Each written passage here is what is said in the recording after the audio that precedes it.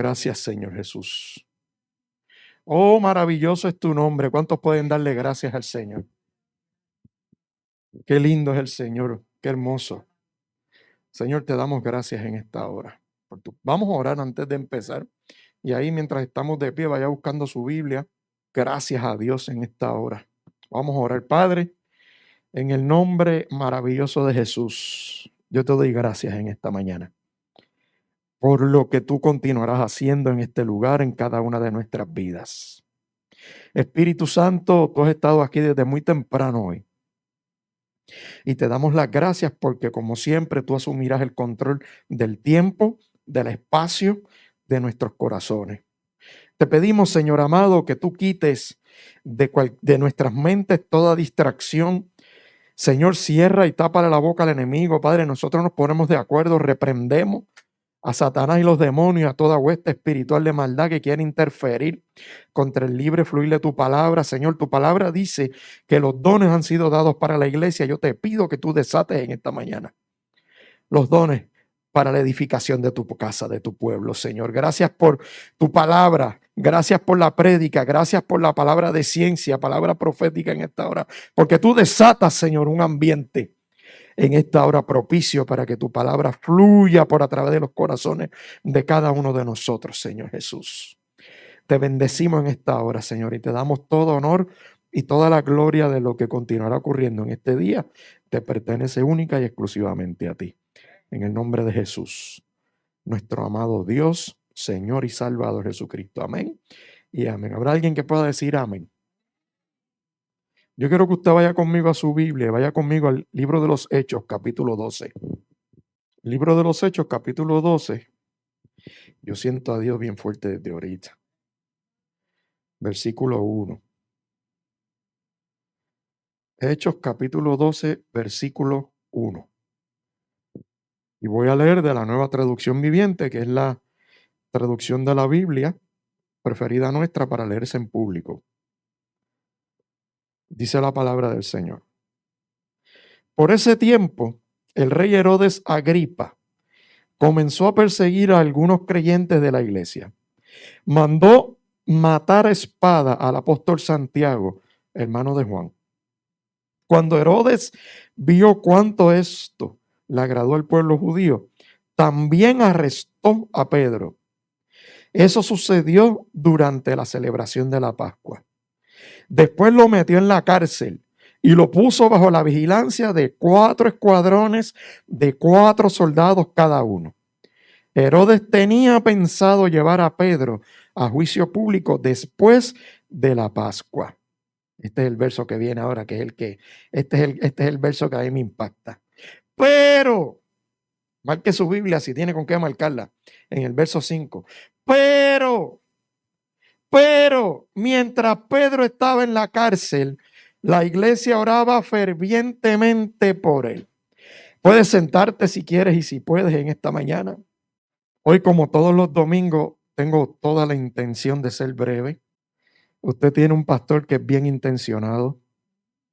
Lo que pasa es que yo no le puedo garantizar que voy a ser breve. Podemos estar 1 hora, 2 horas, 3 horas, 4 horas, el tiempo que el Espíritu Santo diga que vamos a estar aquí. Porque en esta casa una de las cosas que a nosotros nos caracteriza es que nosotros hemos roto con los esquemas. Y aquí el que manda es el Espíritu Santo. Y aquí, hermano, si Dios le da la gana de hacer la parte de la prédica en 1 hora, la hacemos en una prédica. Si es en 2 horas, la hacemos en 2 horas. Yo no tengo prisa. Por eso le invito, hermano, a que no permita que Satanás le robe la bendición en su mente. Así que en esta mañana el mensaje lleva por título Liberando a mi hermano o hermana de la cárcel. Esto es una prédica que lleva un tiempo en mi corazón y que Dios lleva tratando conmigo en esta palabra hace un tiempo. Y yo quisiera, antes de comenzar, darte un poquito de contexto de lo que estaba ocurriendo ahí. Nosotros, como en esta iglesia, yo quiero que usted sepa que todos los que estamos con el privilegio de pararnos delante de su presencia, primeramente delante de Dios y después delante de ustedes, esto es una iglesia en donde se nos ha dicho que somos una iglesia académica. Aquí todo el cuerpo de liderato, de una u otra manera, estamos estudiando todos. ¿Y por qué? Porque nosotros tenemos una responsabilidad de prepararnos para traerle al pueblo de Dios la excelencia y permitir a Dios, porque el que no lee, el que no estudia, no crece. Y entonces a nosotros siempre nos gusta dar un poquito de contexto histórico de lo que está ocurriendo en este versículo para que usted se pueda ubicar y pueda entender lo que viene después y por qué la cosa estaba como estaba en ese momento. Y mira lo que dice, le acabamos de leer Hechos 12 del 1 al 5. Y a nivel de contexto histórico es importante que sepamos que esto que está ocurriendo aquí y que vamos a continuar predicando en la mañana de hoy, esto ocurrió aproximadamente en el año 44 después de Jesús, de la muerte o sea, en el año 44 después de Cristo. Por lo tanto, si nos dejamos llevar por la tradición, ¿verdad? De que Cristo murió en el año 33, cuando hay diferentes opiniones. Yo he leído variaciones de hasta 5, 6, 7 años, pero nos vamos a quedar con la tradición general, ¿verdad? El año 33, pues estamos hablando de que estos eventos que vamos a compartir en la mañana de hoy habían ocurrido 11 años después que el Señor ascendió al cielo. ¿Verdad que sí? 11 años. Y cuando hablamos de Herodes Agripa, estamos hablando de Herodes Agripa I, que era nieto de Herodes el Grande. Usted sabe que Herodes el Grande fue el que mandó a matar a los niños cuando se enteró que el niño Jesús había nacido. Entonces dice, pero tantos Herodes, bueno, era normal en esa época que en esa dinastía habían varios Herodes. Herodes el Grande, Herodes Antipas, Herodes Agripa y Herodes Agripa I. Este era Herodes Agripa I, que era sobrino de Herodes Agripas, el que mandó a matar a Juan el Bautista. Qué clase de bochinche familiar, ¿verdad que sí? Es que esto es una cosa espectacular, la escritura. Así que estamos hablando de que eso ocurrió en el 44 después de Cristo. Y entonces dice la historia que este Herodes que arrestó a Pedro fue nombrado por el, era bien, cuando usted lee, eso está en el libro de Historia Cristiana de Justo L. González, que yo creo que todo cristiano debe tener ese libro, espectacular. Son dos tomos que los consolidan en uno. Y entonces en esa historia usted va a encontrar que este Herodes Agripa, una vez ocurre el asesinato de su papá, porque Herodes entonces mata a su padre, Aristóbulo, pues la madre se lo lleva para Roma. Y Herodes Agripa I lo educan en Roma, lo crían en la alta casta de Roma.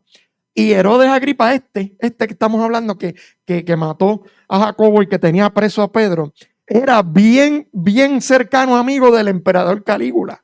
¿Te has escuchado a Calígula?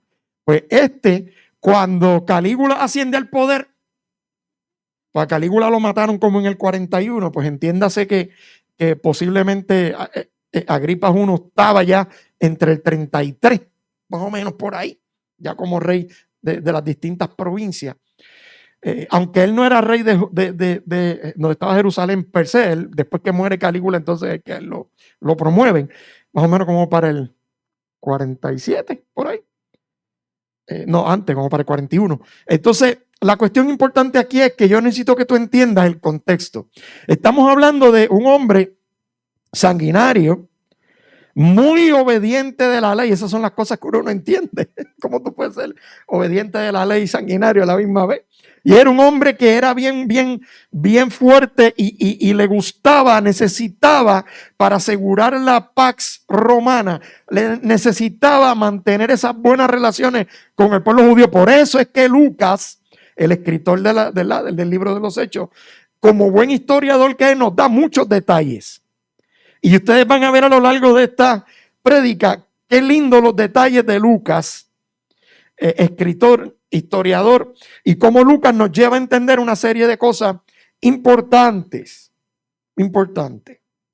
Cuando hablamos de el otro personaje que arranca, dice capítulo 12, versículo 1, por ese tiempo el rey Herodes, Agripa, comenzó a perseguir a algunos creyentes de la iglesia. mandó matar a espada al apóstol Santiago, hermano de Juan. Cuando hablamos del apóstol Santiago, hablamos de Jacobo, el hermano de Juan, hijo de Zebedeo. No estamos hablando del apóstol Santiago, hermano de Jesús, que es el que viene a ser después el líder de la iglesia de Jerusalén. Así que usted, qué revolú de nombre, pastor. Si es que hay muchos nombres que se parecen. Lo que pasa es que el nombre correcto es Jacobo, ¿verdad? Para el hermano Jesús. Santiago es otro cambio que no se lo voy a explicar hoy. Pero anyway. Así que se le conocía como Santiago el Mayor. Santiago, el que fue asesinado, era del círculo íntimo del Señor Jesús. Era de los 12 que caminaban, que estaban bien close con el Señor Jesús. Y es una cosa bien bonita. Y entonces te dice en el versículo 1, y te estoy dando este trasfondo para continuar, te dice que, versículo 2, capítulo 12, versículo 2, dice, mandó a matar a espada al apóstol Santiago, hermano de Juan. Y cuando, a mí me encanta Lucas, hermano, cuando Lucas escribe, te dice que él pudo haber dicho, Lucas pudo haber escrito y pudo haber dicho, a Jacobo lo mataron. Pero Lucas te dice, lo mataron ¿cómo? A espada. Ya te está diciendo lo que estaba ocurriendo en el ambiente en ese tipo de persecución entre los judíos. Fíjate que no estamos hablando de persecución romana. Estamos hablando de persecución de judíos contra judíos a través del rey Herodes Agripa I. Herodes tenía preso a Pedro. Mató a Jacobo, como vio que a los judíos les encantó, metió preso a Pedro. Y entonces dice la historia, y cuando usted se pone a buscar, Lucas nos dice y nos apunta y nos señala, a este Jacobo lo mataron a espada. ¿Por qué nos está queriendo decir eso? Porque con eso nos está hablando del ministerio que tenía el apóstol Santiago, el apóstol Jacobo, hermano de Juan, ambos hijos de Zebedeo, que fueron llamados por el Señor Jesús. De hecho, ellos son los que se le llamaban hijos del trueno. A ver si hace clic. Los hijos del trueno. Temperamentos espectaculares. Cuando usted se pone esa casta de temperamentos así. Pero eso. Y entonces Lucas nos está señalando y nos está diciendo, tú que estás leyendo la Biblia, a este lo mataron a filo de espada. ¿Y por qué a filo de espada? Porque los romanos en esa época, no solamente los romanos, los judíos, en este caso Herodes, la muerte a filo de espada se consideraba una muerte humillante, una muerte vergonzosa, una muerte en la cual habían dos tipos de muerte. Si tú violabas la ley, la muerte era por lapidación. Creo que lapidación es cuando te apedrean. ¿Verdad que sí? Yo me lo aprendí por lo de lápida, que son de cemento. ¿Sabes cómo yo me aprendí eso? O sea que si el hombre violaba la ley, en ese tiempo la muerte era por apedreamiento o lapidación. Pero a Jacobo lo mataron a filo de espada. La muerte a filo de espada, cuando usted estudia la historia, te enseña que a filo de espada era una muerte de corte política. Y esa muerte a filo de espada se utilizaba cuando lo que la persona estaba haciendo no solamente tenía implicaciones religiosas, sino implicaciones sociopolíticas. ¿Usted me está entendiendo? De los 12 discípulos del Señor, del círculo íntimo que estaban con él, ya aquí en Hechos, en el año 44, habiendo ya pasado 11 años desde la ascensión al cielo del Señor, aquí nos está narrando que este de los 12 fue muerto a espada y no fue apedreado. Y tú sabes lo que nos está queriendo decir el apóstol Lucas, que a este apóstol que está aquí lo mataron por estar llevando la palabra fuera de los recintos normales, impactando a una ciudad completa. No era solamente que estaba predicando en contra del judaísmo o predicando el cristianismo de Jesús a un pueblo judío. No, es que la palabra y el ministerio que estaba llevando el apóstol Jacobo estaba impactando y trascendiendo fuera del pueblo judío. Fuera del pueblo judío. Por lo tanto, se constituyó en un problema para los propios judíos, que haciendo las trampas que siempre nos han tenido acostumbrados cuando lo leemos en el libro de los Hechos, en los evangelios, Entonces el rey Herodes lo manda a liquidar y eso dice la escritura que trajo mucha alegría. Yo quiero que tú sepas o que recuerdes que cuando Dios te saca del anonimato y cuando Dios te presenta no solamente ante el núcleo cercano tuyo, sino que te lleva a trascender las murallas y a trascender los horizontes, la oposición en tu vida se va a levantar de una manera poderosa. Pero más grande que la oposición es aquel que te llamó. Y tú dirás, pero pastor, y la muerte a espada era por degollamiento. ¿Tú sabes qué es lo que pasa?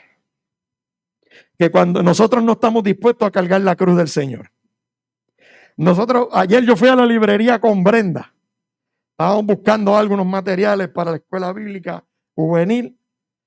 Y yo, hermano, yo vi secciones tan grandes de libros que yo digo, Dios mío, ¿cómo la gente lee esto todavía? Y no voy a hablar ni de autores, ni de figuras, pero yo solamente en una me puse a mirar los libros. Usted sabe que muchas veces ponen las caras de los autores en la portada, sobre todo si son autores de televisión de allá de Estados Unidos. Y entonces yo dije, qué curioso, encontré una sección completa dedicada, usted puede ser feliz, que si la prosperidad, que si Dios quiere que tú seas ahora, usted me sigue lo que a mí se me olvida que cómo se llama esa literatura. Yo no sé si era de vida cristiana o vida abundante, yo no me acuerdo. Tiene un nombre extraño, no es una literatura académica, ¿verdad? No es un libro que yo esperaría que usted compre para citarle en una escuela bíblica, porque usted me hace eso, no da más clase, ¿verdad? Y entonces usted me cita libros académicos, no me cita de ese tipo de libros. Entonces yo lo que hice fue que me puse a mirar el libro y entonces me puse a mirar la foto de la señora que lo escribió. Los escribió y usted la va viendo y usted la va viendo y entonces yo digo, pero este libro fue hace 20 años, este fue hace 18 años, este fue hace 15, este fue hace 4, 1, 2 y cada vez que lo vi la veía más joven. En la foto. Y yo decía, ¿pero y qué es esto? Eso se llama, pues, usted sabe. Milagro de Dios no es. Y entonces, ¿qué te quiero decir con esto? Que muchas veces a nosotros como cristianos se nos va a perseguir. A nosotros como cristianos nos van a venir problemas encima. Y hoy en día yo estoy viendo en la iglesia, te lo dije en la última prédica que tuve la oportunidad de dar, que llevaba por título Aprendiendo a Aprender, que te mencioné que estamos viendo una tendencia hoy en día en la iglesia a orar mayormente por sus problemas y por las cosas que tienen sus necesidades. Y cuando estamos hablando y yo miro este retrato de Hechos 12 y yo me pongo a mirar lo que estaba pasando aquí, la primera cosa que me doy cuenta es que ya es que hay un martirio de un apóstol. Un hombre que murió por estar expandiendo el evangelio de Jesucristo en y fuera de los límites de Judea. Fuera. Y entonces nosotros vemos el versículo 2, que ya lo acabamos de discutir, mandó a matar a espada al apóstol Santiago, hermano de Juan. Verso 3, cuando Herodes vio cuánto esto le agradó al pueblo judío, también arrestó a Pedro. Y te dice Lucas, yo no sé tu Biblia, pero la mía tiene entre paréntesis, eso sucedió durante la celebración de la Pascua. La Pascua, usted sabe, que se combinaba con la fiesta de los panes sin levadura, y eso era una de las fiestas más sagradas del pueblo judío. Por lo tanto, ya Lucas nos está dando un trasfondo para entonces hablar y llevarnos a la narrativa de lo que ocurre con el apóstol Pedro. Liberando a mi hermano de la cárcel. Y hoy en día nosotros estamos tan enfocados en nuestros problemas, tan enfocados en nuestras necesidades, que el 99, vamos a ponerle 95% de todas nuestras oraciones están elevadas al cielo para que Dios me atienda mi situación. Atiéndeme mi enfermedad, atiéndeme mi finanza, atiéndeme mi trabajo, atiéndeme mi familia, atiéndeme esto, necesito un carro, necesito una casa, necesito esto. Hermano, y aquí tenemos que, lo primero que tenemos que hacer es asincerarnos. Hay que asincerarnos delante de la presencia de Dios. Versículo 4. Dice la escritura que Herodes Agripa I después metió a Pedro en la cárcel y lo puso bajo la vigilancia de 4 escuadrones de 4 soldados cada uno. Herodes tenía pensado llevar a Pedro a juicio público después de la Pascua.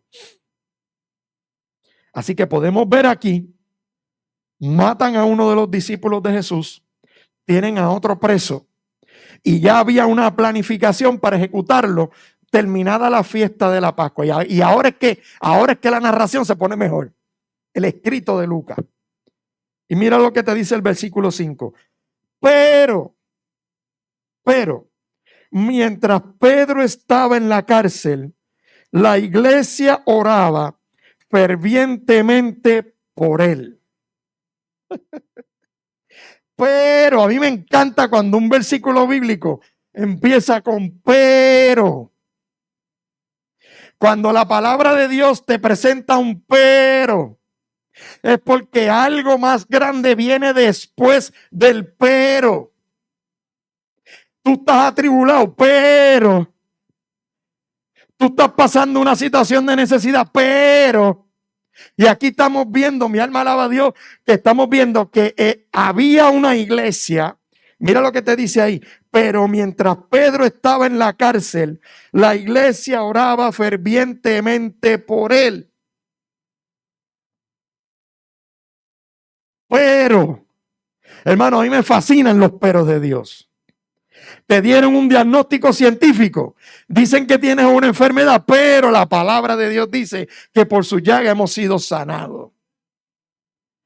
Te dicen que te vas a quedar sin trabajo en 6 meses, pero la palabra de Dios me dice a mí que Él no ha visto justo desamparado, ni su simiente que mendiga el pan. Hay pandemia, pero la palabra dice que el que habita bajo la sombra del Altísimo, o el que habita al amparo del Altísimo, morará bajo la sombra del Omnipotente. A mí me fascinan los peros de Dios. Y entonces vemos aquí que había una iglesia que estaba orando detrás de su líder. Una iglesia que estaba orando mientras Pedro estaba encarcelado. La iglesia estaba orando fervientemente por él. Y ese es uno de los problemas que nosotros tenemos en estos tiempos, en este siglo XXI. En el cual muy pocas veces la iglesia se une a orar por lo que le esté pasando a un hermano. La pregunta que yo siempre me hago es cuando nosotros nos arrodillamos y nosotros oramos y nosotros sabemos que tenemos un hermano que está en la cárcel, y no una cárcel literal, en la cárcel de la enfermedad, en la cárcel de la depresión, en la cárcel de la escasez económica, en la cárcel de los dolores físicos. Hermano, nosotros como iglesia tenemos que orar los unos por los otros y máxime por aquellos que están encarcelados. Por la cárcel de la tristeza, por la cárcel de la desesperanza. Hay gente que está aquí hoy y no sabe qué va a hacer mañana. Hay gente que está aquí hoy y no sabe, tengo este problema y no sé cómo resolverlo. Déjame meterme a buscar alternativas. Mire, yo siempre te he dicho que Dios no necesita ayuda. Dios lo que necesita es que tú y yo nos acerquemos a Él en oración. Porque cuando hay una iglesia, cuando tú te pones y es más, y te voy a decir más, la importancia de lo que está pasando ahí tiene que ver con el propósito. Porque el apóstol Pedro fue el primero que se le acercó, enviado por Dios, a romper con el judaísmo y acercarse a los gentiles. No fue Pablo, fue Pedro. Eventualmente Pablo se constituye a través de sus escritos y su doctrina en el apóstol de los gentiles. Pero el primero que rompió la brecha, que Dios le mostró el lienzo, ¿se acuerdan? En la azotea. Y Dios le dijo, mata y come. Y él dijo, pero ¿y cómo yo voy a hacer eso si yo nunca he tocado cosa inmunda? Y Dios le dice, no le llames inmundo a lo que yo he santificado. Y después le dijo, vete a casa de Cornelio, y me dio las instrucciones. Allá llegó y allá a Cornelio se le había aparecido un ángel del Señor. Le dijo, mira, entonces que la mejor palabra profética es cuando Dios se la da a los dos. Por eso es que yo te voy a decir una cosa, más importante que la voz de un profeta es la voz de Dios. Más importante que la voz profética de un hombre o una mujer es la voz de Dios. Y se supone que la que venga a ser un profeta en este tiempo es a confirmarte lo que Dios te ha dicho. Pero siempre y cuando tú tengas una relación con Dios, cuando un profeta viene, lo que viene es a confirmar, no es a darte nada nuevo. Y entonces, dice la Biblia, a mí me marcó esta palabra fervientemente. Porque muchas veces nosotros, como iglesia, hemos fallado. Como iglesia tenemos hermanos y hermanas que están pasando por situaciones y lo sabemos, y cuando nos arrodillamos, lo que le estamos diciendo al Señor, Señor, no tengo chavo para pagar la luz, necesito para pagar el agua, mira la financiera, mira el carro, mira el sitio este que fui, llevé el carro con el título para coger un préstamo y ahora me van a quitar el carro, pues cogí los chavos y me los fututeé en Walmart y gasté porquería y entonces ahora tengo el carro embargado. Señor, ayúdame porque mira los problemas. Nos arrodillamos. La iglesia hoy en día la ora por sus peticiones, mas no ora por el propósito de Dios. Pero tú y yo tenemos que entender que tal y como lo dice Mateo capítulo 6, entero, léetelo, entero, para que tú veas que después del versículo 30 te dice que no te afanes por las cosas tuyas, sino que más bien busca el reino de Dios primero y todas las demás cosas te van a ser añadidas. Pero nosotros como creyentes insistimos y persistimos en el mismo comportamiento, y cada vez que yo me arrodillo a orar, oro por todo lo mío y se me olvida orar por la iglesia de Jesucristo. Se me olvida orar para que la iglesia crezca. Se me olvida orar por los hermanos que están fríos. Se me olvida orar por el hermano que está enfermo. Se me olvida orar, hermano. Yo te he venido hoy para recordarte que es tiempo de liberar a tus hermanos de la cárcel. Es tiempo, tú sabes cuánta gente hay presa hoy en día. No presa literalmente, presa en el espíritu, que no tienen quienes ores por ellos. Y cuando tú y yo nos arrodillamos, lo que estamos es pidiéndole a Dios que me supla para la tarjeta de Walmart, que me supla para la tarjeta de Home Depot, que me supla para la tarjeta de crédito. Acuérdate de esto, acuérdate de esto. ¿Y dónde está la obra de Dios? ¿Y la obra de Dios para cuándo? La oración más poderosa que tú y yo. ¿Tú sabes cuál es la oración que mueve lo sobrenatural? La oración que está conectada con el propósito de Dios. La oración que se hace un pueblo que está conectado. Y cuando dice fervientemente, yo quiero que tú sepas que cuando tú te vas al griego a buscar fervientemente, el origen de esa palabra es la misma que narran en los evangelios cuando Jesús estaba orando en el Getsemaní, que decía que botaba gotas de sangre. La misma palabra, efervescencia, ferviente. Y te voy a dar la definición y el origen etimológico de ferviente. Dice fervientemente. Fervientemente significa, proviene del español antiguo, fervir, que significa hervir. O sea, el significado de hervir es entrar en ebullición. ¿Cuántos de ustedes han hervido algo? Pues dice la escritura que esa oración fervientemente era una oración fervorosa, apasionada. Cuando yo hasta me tiré a buscar los sinónimos. Los sinónimos son fervoroso, apasionado, ardiente, efusivo, entusiasta, fanático, fogoso, impetuoso, vehemente, adorador. Hermano, la oración de la iglesia no era, pues Señor, acuérdate del pastorcito de Luquillo, y entonces amén, amén. Ok, vamos a los préstamos. Padre, mira, entonces necesito el CRIM. Mira, Señor, necesito ahora esto. Y entonces, hermano, queremos que Dios se mueva en lo sobrenatural, pero nosotros no nos entramos y no nos metemos en el propósito de Dios. ¿Tú quieres que Dios te dé casa? ¿Tú quieres que Dios te dé casa nueva? Ora por la casa de la iglesia para la victoria primero, y lo demás va a venir por añadidura. Hermano, esa gente, dice la Biblia, que cuando estaban reunidos fervientemente, produjeron un acto sobrenatural de parte de Dios. Con efervescencia, con calor. Hermano, lo que pasa es que si estamos fríos no podemos orar. Hay que tirarnos a orar cuando estamos fríos, para que Dios nos caliente primero. Una vez Dios me caliente, entonces yo puedo entrar en calor y orar con pasión. Esa gente estaba, la iglesia que estaba ahí unida, que estaban orando con pasión, con fuerza, llenos de fuego, llenos de Dios, clamando a Dios por Pedro. para que fuera liberado de la cárcel. Y mira lo que te dice el versículo 6.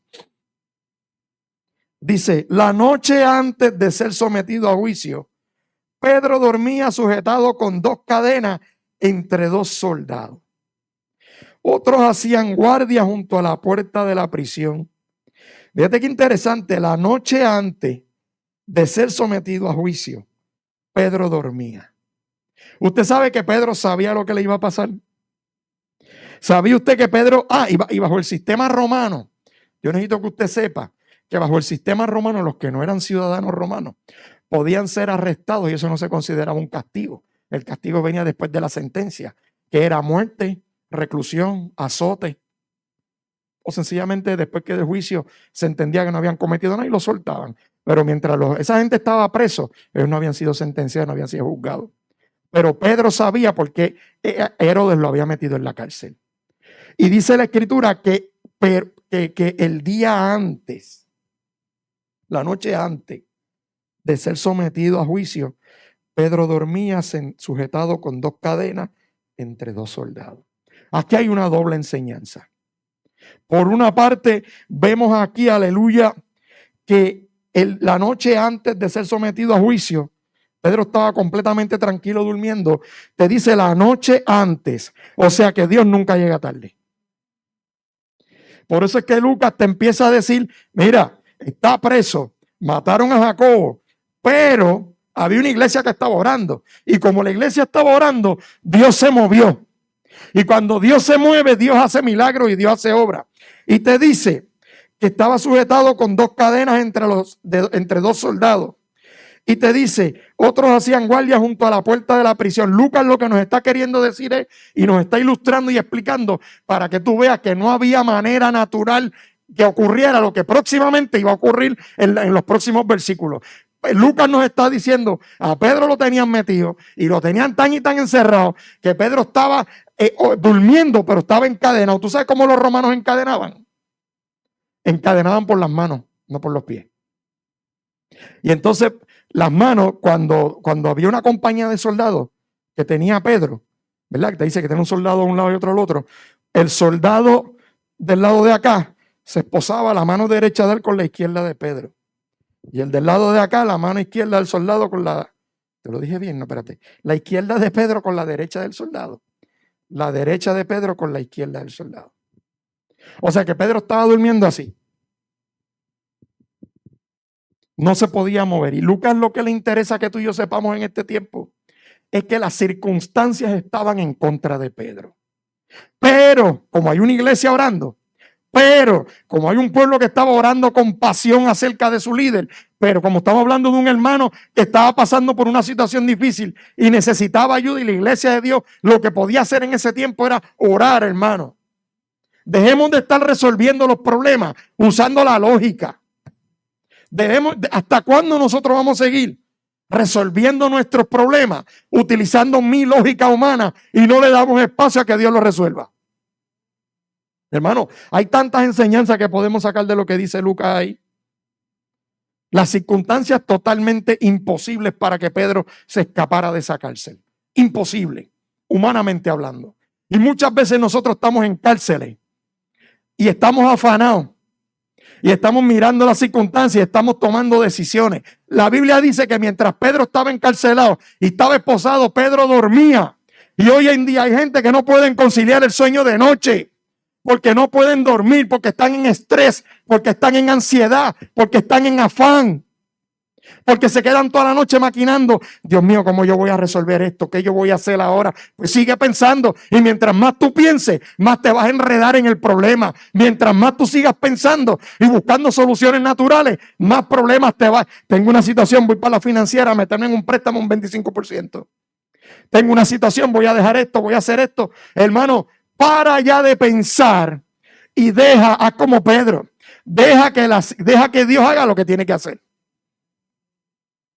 Hoy en día estamos dependiendo de la lógica, de la razón, para resolver problemas. Y tú sabes, cuando tú te metes a resolver un problema, lo que hace es que te metes en otro, y en otro, y en otro. Y al final tú sabes lo que va a pasar, que te vas a desconectar del propósito que Dios tiene para tu vida. cuando le empiezas a meter la lógica y el pensamiento, empiezas a tomar decisiones que te alejan de tu familia, te alejan de tu llamado, te alejan de tu ministerio, te alejan de tu iglesia. ¿Tú sabes cuántas veces, cuánta gente ha venido a este recinto buscando que Dios le resuelva un problema? Te doy un ejemplo clásico, el fácil. Hay dos que son lo que yo le digo la cherry de los problemas. Son dos clásicos, hermano, que en 20 y pico de años, Brenda y yo lo hemos visto. Había un anuncio que decía que querían comer lo mismo. Eso hace muchos años, perdón, que me tiré el medio ahí. Es un anuncio viejo. No es lo mismo un anuncio viejo con viejo anuncio. La clásica, se la voy a dar la clásica. Bien fácil. Brenda y yo hemos visto montones. Señor, necesito un trabajo. Montones. ¿Por qué te la repito? Porque es que sigue pasando. Si la gente cambiara, yo no tendría que predicarte esto. No tengo trabajo. Voy para la iglesia. Llegan a la iglesia. Empezamos a orar por el trabajo. Y mientras estás en el problema, son los mejores portados porque no te faltan un culto. No te faltan, te llegan temprano. No tengo trabajo. Voy para la iglesia. La iglesia empieza a orar. Empezamos a presentarle al Señor el trabajo del hermano tal, el trabajo. Y Dios empieza a abrir puertas. Pastor, se me están abriendo las puertas, gloria a Dios. Y el trabajo. Y lo primero que entonces te dicen, pastor, Dios hizo el milagro, gloria a Dios, hijo, ¿qué pasó? Sí, me dio un trabajo, ¿qué turno? Bueno, pues domingo no puedo venir al culto porque tengo que trabajar, porque tengo turno domingo. Entonces yo me pregunto, ¿pero tú cogiste el primer trabajo que apareció? ¿O tú cogiste el trabajo que Dios quería para ti? Porque un trabajo que Dios quiere para ti difícilmente te va a alejar del ministerio, del llamado y del lugar donde Dios te puso. A menos que tú te hayas sembrado tú mismo en la iglesia. Porque hoy en día las iglesias parecen góndolas de Walmart y de Econo. La gente va al supermercado y cuando usted va al supermercado y usted va buscando leche, usted coge la leche que más le guste. ¿O no es verdad? O usted se va a beber la leche que yo le diga. ¿Verdad que no? Así que pastor esté presentado, que eso te importa a ti. Usted va al supermercado a comprar leche fresca y cuando usted va hay leche de esta marca, leche de esta otra y usted coge la que usted quiera. Pues así hay gente hoy en día. Déjame hacer mercadeo a ver qué iglesia me voy. Y entonces la gente se mete en las iglesias como le dé la gana. Y yo me voy para esta iglesia porque me queda cerca. Porque no creo que sea por el pastor, porque ese es cínico de Luquillo, no me cae bien. Eso es casi una purificación espiritual para mi vida. Entonces, van y escogen como quieran. Bueno, pues si el trabajo que te apareció, no la primera puerta que se te abre, no siempre es la que es, ¿sabes? Y te lo dice uno que se me abrían puertas y yo tuve que decir sí o no, y no y sí. Esa es la clásica. Después tú no ves más al hermano en la iglesia. Pero como la gente se planta a sí misma, y hoy en día, pues Dios me puso en Luquillo, yo me voy a la iglesia en tal sitio, porque total, la iglesia es secundaria a mi trabajo. La iglesia es secundaria a mi trabajo. La iglesia es secundaria a mi trabajo. Donde Dios me puso para mi crecimiento espiritual, lo hemos tirado en segundo lugar. Primero en mi trabajo y después en la iglesia. Primero Dios me puso en Luquillo. Pues no, es que yo me voy para otro lado porque es que pastor, usted sabe, pastor, es que eso me queda tan lejos. Usted no tiene idea. Yo no me puedo congregar en Luquillo. Porque la puerta que se me abrió es allá en Vieques y Culebra. Y yo me voy para Vieques. Y yo me voy a ir para Vieques. Y me voy para allá. Entonces yo vivo en Carolina. Y me voy a ir a trabajar para Ponce. Y se fastidió el domingo. ¿Usted me está entendiendo lo que te quiero decir? Nosotros seguimos tomando malas decisiones. Entonces el hermanito que antes venía, que nos estuvo aquí orando a nosotros por él, para que le diera un empleo, Dios se lo da. Y el primer empleo que aparece es el que coge y no puede ir los domingos ahora. Pero el pastor sabe que tengo que trabajar. La iglesia sabe, hermano, la iglesia sabe. Y la segunda clásica, ni hablar de los carros. Gente que anda a pie, que viene a la iglesia por PON, o llega de otra forma, orando por un carro, Dios le da un carro y no vuelve más. ¿Y usted sabe qué? Yo siempre oro cuando pasa eso. Yo los bendigo y le digo, quítale el trabajo y quítale el carro. Para que la gente aprenda. ¿Tú sabes por qué? Porque tú no me puedes venir a decir a mí En Semana Santa, que nos ponemos tan religiosos, viene el culto de Viernes Santo, nos ponemos religiosos y levantamos las manos al cielo y lloramos la crucifixión. ¿Cuánta gente no llora los dos Viernes Santos? Viendo películas. Gente llora. Cuando ven las películas de Semana Santa, a mí me encantan las películas, todas bien viejitas, a mí me gustan. Porque a mí en casa, mire hermano, en casa, nosotros eso era sagrado los Viernes Santos. Porque acuérdate que nosotros ninguno éramos creyentes, éramos católicos, pero no éramos creyentes. Y en aquellas épocas, mis padres nos criaron a los 4 en el temor del Señor. Y siempre nos inculcaron valores y nos enseñaron lo que era servirle al Señor. ¿Verdad que sí? Yo fui monaguillo, yo se lo he dicho, ¿verdad? Hasta que me sacaron. Porque hacía las cosas y yo no soportaba, esas sotanas eran tan calientes. En aquellos tiempos los curitas ni siquiera tenían aire en la iglesia, hermano. Y entonces aquello era, entonces yo allí arrodillado en el campanario aquel con aquella sotana que parecía un saco de papa, yo me estaba asando, todo enchumbado de sudor. Pero cuando yo le hablo, yo sé por qué le estoy diciendo. Y entonces lloramos en Semana Santa, se nos salen las lágrimas y los mocos tendidos. Pero después de Semana Santa llega el verano y hago lo que me da la gana. Hermano, nosotros tenemos que entender que Dios va a contestar la oración, pero Dios va a contestar la oración que está alineada con su propósito. No todas las puertas que se te abren son de Dios. Una puerta que se te abra y que te saque del propósito y del lugar donde Dios te puso, a menos que tú te hayas plantado tú mismo. Pero si fue Dios el que te plantó en esta casa, imposible que Dios te abra una puerta para sacarte de aquí. Tú me perdonas. Imposible. Imposible. Eso significa que tú estás aceptando la primera puerta que se te abre. Y esto no tiene que ver solamente con empleo. Esto tiene que ver con todo en nuestra vida. Y te dice, la noche antes de ser sometido, ya te lo leí. Mira lo que ocurrió en el versículo 7. Ay, que esta Biblia, esta a mí me encanta porque los peros y los de repente de Dios son una cosa espectacular. Fíjate que estaba pasando lo que estaba pasando, pero había una iglesia que estaba orando. Y mientras la iglesia estaba orando, llegó el de repente de Dios. Mira lo que te dice en el versículo 7. De repente, una luz intensa iluminó la celda y un ángel del Señor se puso frente a Pedro. El ángel lo golpeó en el costado para despertarlo y le dijo, rápido, levántate. Wow. El de repente, a mí me fascina. Si tu Biblia dice de repente o dice otra cosa, ahí márcalo.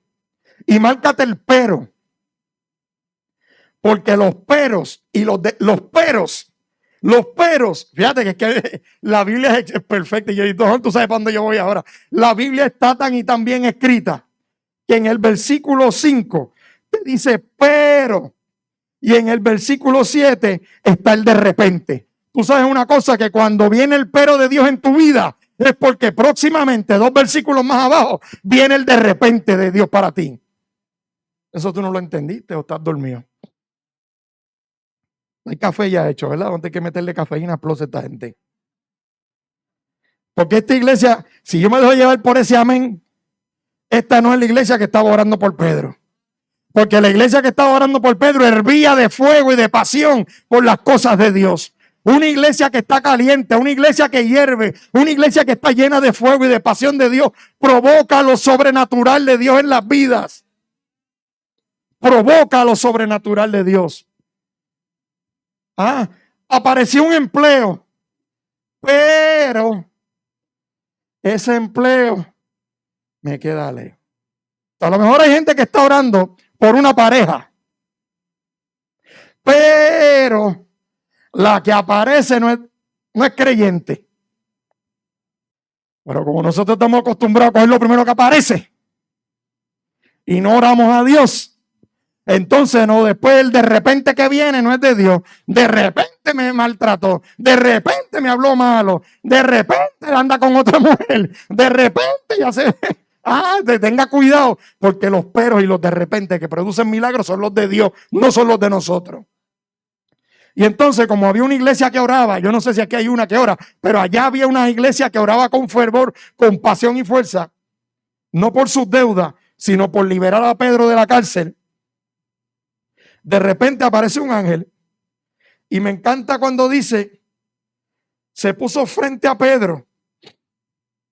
Dice que el ángel lo golpeó en el costado para despertarlo. Hermano, hay veces, sí, ya hay veces que yo le pido al Señor si yo pudiera ser como ese ángel para darle por el lado a los que se me duermen aquí. Yo le voy a decir al Señor, Señor, enviamos un ángel de eso aquí, que le meta un fuetazo por el costado al que esté durmiendo en la prédica o en la clase. A mí me encantaría, yo voy a enseñar a los predicadores y a los maestros aquí una técnica.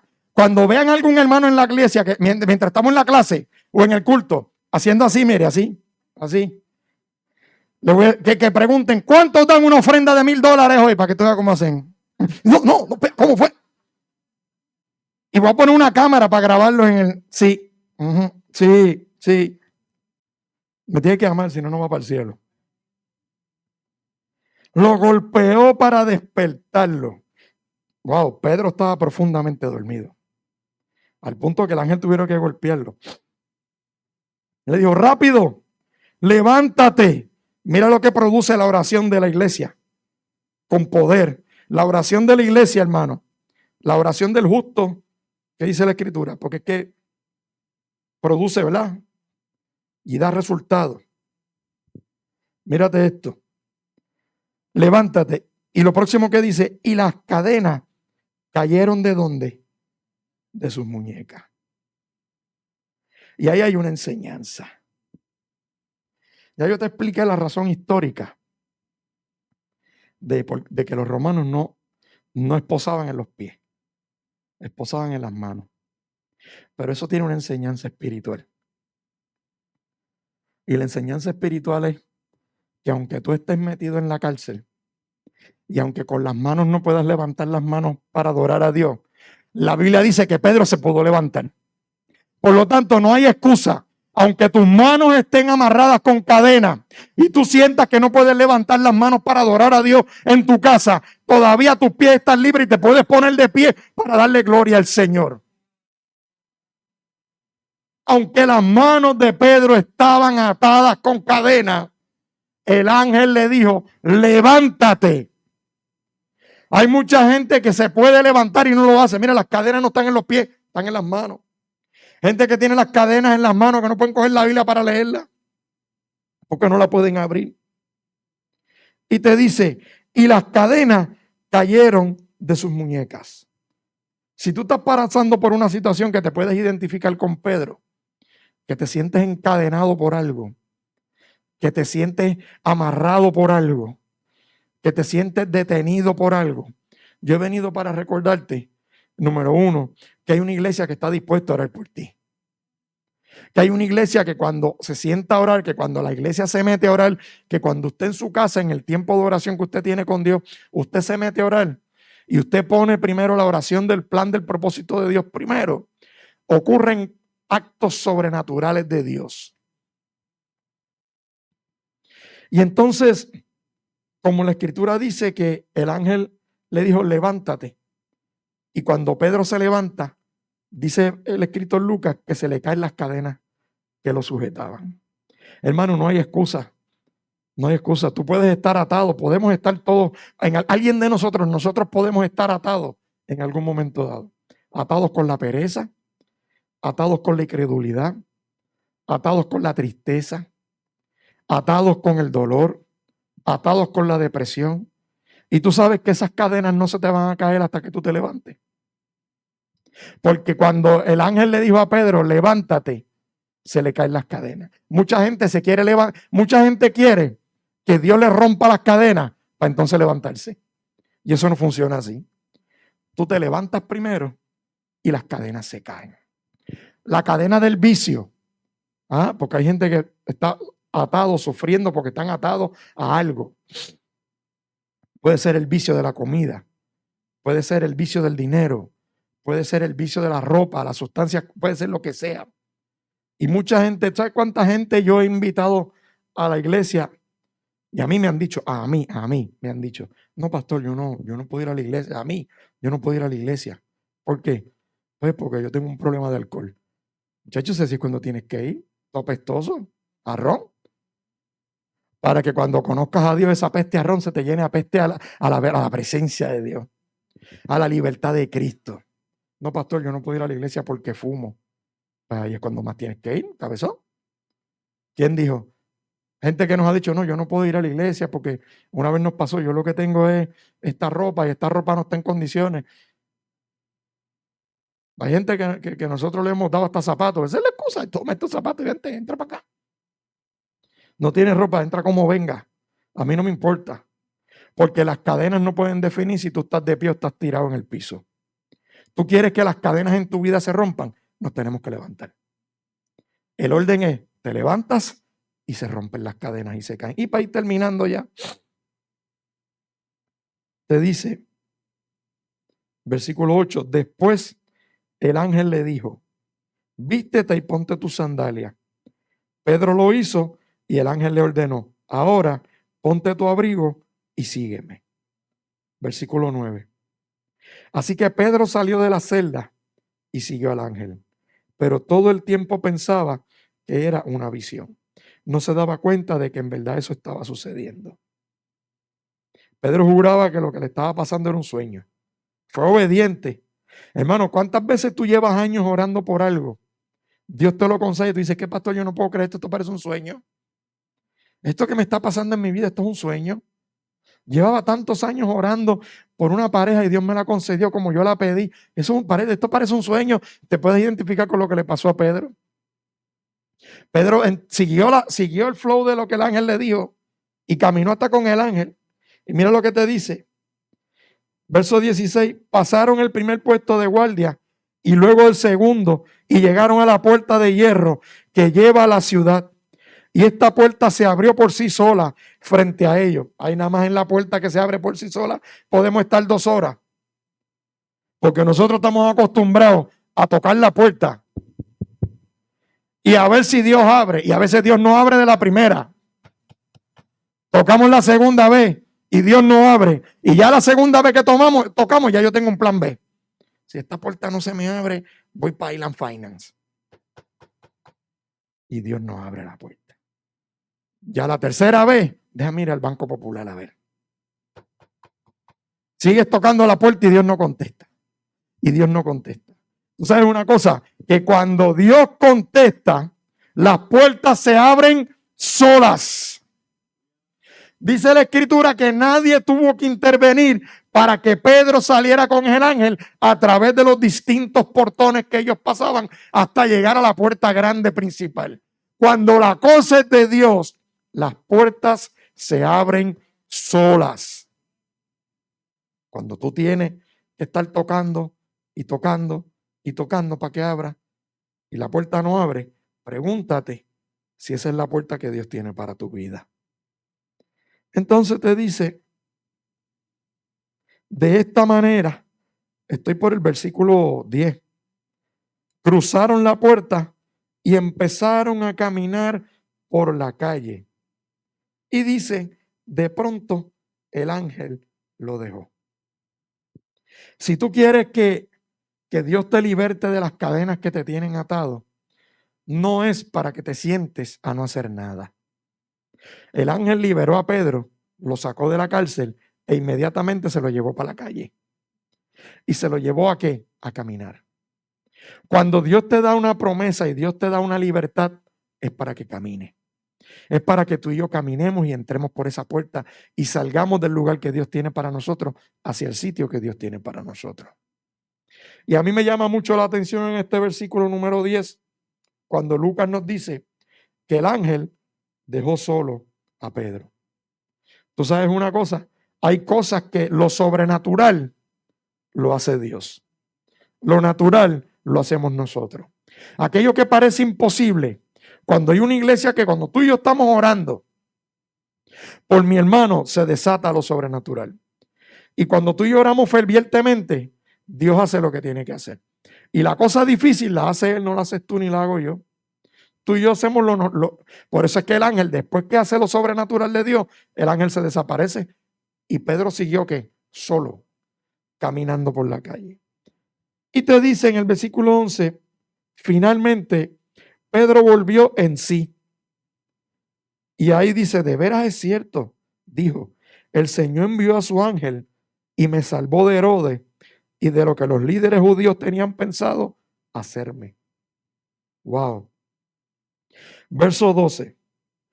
Cuando se dio cuenta de esto, porque todavía Pedro había salido de la cárcel, se le cayeron las cadenas, caminó con el ángel y todavía no se había dado cuenta que Dios lo que lo había liberado de la persecución y de la matanza que venía hacia él, te dice, verso 12, cuando se dio cuenta de esto, fue a la casa de María, la madre de Juan Marcos, donde muchos se habían reunido para orar. Y aquí Lucas vuelve y te confirma y te conecta el versículo 5. La gente que usted sabe que María, la hermana María, la mamá de Juan Marcos, ¿usted sabe quién es Juan Marcos? Juan Marcos es el que escribió el Evangelio según Marcos. Juan Marcos fue discípulo del apóstol Pedro y escribió el Evangelio según Marcos. Ese es Juan Marcos. ¿Ok? Y dice que en la casa de la hermana María mucha gente se había reunido para orar. Tocó a la puerta de entrada y una sirvienta llamada Rode fue a abrir. Cuando ella reconoció la voz de Pedro, se alegró tanto que en lugar de abrir la puerta, corrió hacia adentro y les dijo a todos, Pedro está en la puerta. Versículo 15, estás loca, le dijeron. Como ella insistía, llegaron a la conclusión, debe ser su ángel. Te dice, mientras tanto, Pedro seguía tocando. Cuando por fin abrieron la puerta y lo vieron, quedaron asombrados. Usted ve lo que produce una iglesia que se une en oración fervientemente por su hermano. Ahí acabé. Usted sabe lo que es una iglesia que se une en oración, lo que produce en Dios una iglesia que cuando se une fervientemente en oración. Y una vez yo escuché a un predicador que decía hace muchos años que las mujeres son tan y tan, son más bravas que los hombres, y lo cual yo estoy de acuerdo, que las mujeres están y tan y tan bravas que cuando tocan a la puerta a la medianoche es la única que se atreve a levantarse a ver quién toca. Y en eso yo coincido, porque estaban todos allí reunidos y Rode fue la única que se levantó a ver quién era el que tocaba. Y tú sabes una cosa, que Rode cuando se asomó y vio que era Pedro, se puso tan y tan feliz y contenta que dejó al pobre Pedro en la calle. ¿Tú sabes por qué? ¿Cuál era la alegría de ella? No solamente que había visto a Pedro, era que Dios había contestado las oraciones de un pueblo que se une a orar por aquellos que están encarcelados. Cuando la iglesia se une y se mete en el propósito de Dios y ora por el propósito de Dios, Dios se va a asegurar de que con tus ojos tú veas el milagro por el cual tú has estado tanto orando. Eso no fue incredulidad. Eso es sencillo. Digo, después te dicen que ellos decían, ay, ese a lo mejor es su ángel. Y es porque había una vieja existencia judía que viene incluso desde los persas. Eso se originó, ¿sabes? Lo del ángel de la guarda. El único arcángel que dice la Biblia, no la literatura apócrifa. La Biblia. Al único que llama arcángel es a Miguel. Y tenga cuidado con ponerle nombres a los ángeles, porque cuando usted se mete a estudiar la literatura apócrifa, ¿usted sabe lo que es la literatura apócrifa? Libros que no están en la Biblia, que fueron escritos en la época literatura judía. Usted va a encontrar nombres como Rafael, como Hazaziel, 400 nombres que hasta la gente se los copia para ponérselo a los muchachos.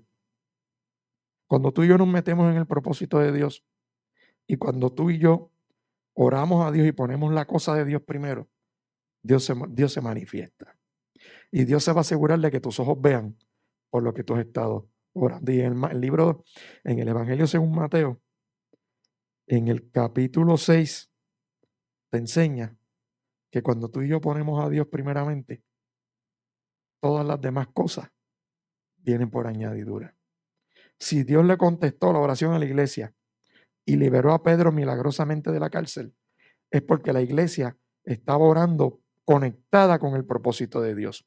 Porque el propósito y el plan de Dios no era que Pedro fuera asesinado en Jerusalén ahí. El plan de Dios era que Pedro muriera después. Y cuando la iglesia sabe discernir los tiempos en los que está viviendo, tú te conectas con la oración de Dios así. Y tú te conectas con el propósito de Dios a las millas. Y tu oración cambia. Y en esta casa nosotros estamos orando por una serie de cosas.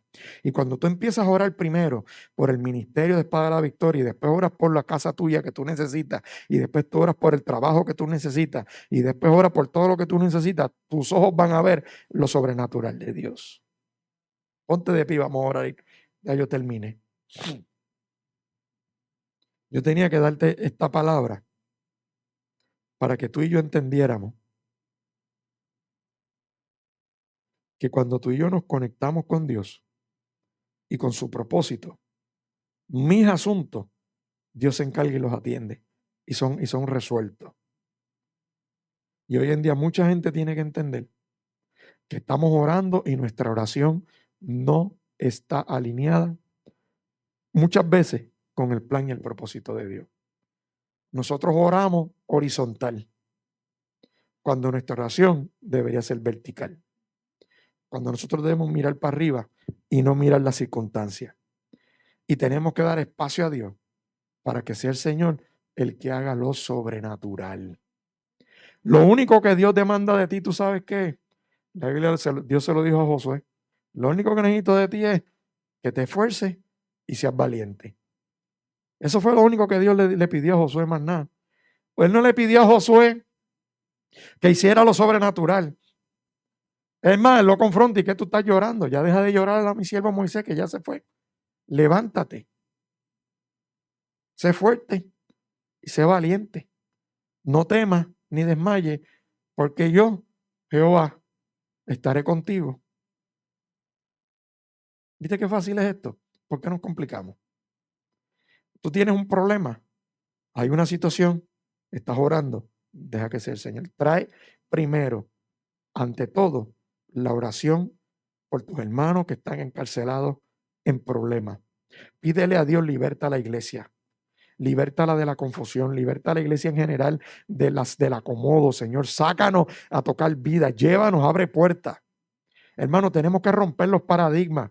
Esto no estamos viviendo en tiempos ahora. Y esto yo lo digo con mucho respeto, porque yo lo hice también como pastor. Lo hice en esta congregación y en otra. No es tiempo de poner una bocina en un cruce de una avenida con un micrófono y empezar a predicar. ¿Tú sabes por qué? Porque el 90% del que pasa por ahí tiene cristal arriba y no te va a escuchar. Escogemos estar predicando en las luces con un micrófono y no nos atrevemos a predicar con el testimonio en el silencio. Entonces, ¿dónde están nuestras prioridades? Dios nos está llamando en este siglo XXI a evangelizar de una manera distinta. Que eventualmente tendremos campañas, sí, vamos a, porque es importante predicar afuera también. Yo también volveré a poner la bocina en alguna esquina. Ya lo hemos hecho antes. La hemos puesto en la plaza, la hemos puesto en otros sitios. A través de las bocinas de Espada de la Victoria se predicaron campañas aquí. Porque cuando las cosas son de Dios, las puertas se abren solas. Cuando no es de Dios hay que estar toca y toca y toca y toca y toca y toca a ver qué pasa. Vamos a orar, Padre. Yo te doy gracias en esta hora por tu palabra, por lo que he dicho todo lo que tú me has mandado a decir. He traído tu palabra y he hablado lo que tú me has mandado a hablar en esta hora. Yo te bendigo en esta hora, Señor, y yo te doy gracias por cada una de las vidas que ha estado al alcance de nuestra voz. Por cada una de las vidas que va a recibir esta palabra. Señor, ayúdanos, Padre, como congregación, como iglesia. Ayúdanos, Señor amado, a caminar en integridad ante ti. Ayúdanos, Señor, a conectarnos con tu propósito. Ayúdanos como pueblo a liberar acá tantos hermanos que sabemos que están en las cárceles de la depresión, de la necesidad, Señor. En las cárceles del frío espiritual. Ayúdanos, Señor Jesús, en esta hora y escucha nuestra oración. Y te pedimos un impacto de sobrenatural sobre la iglesia. Así como hiciste con Pedro, Señor, abre puertas para que podamos, Señor, impactar las vidas con tu palabra. En el nombre de Jesús. Amén.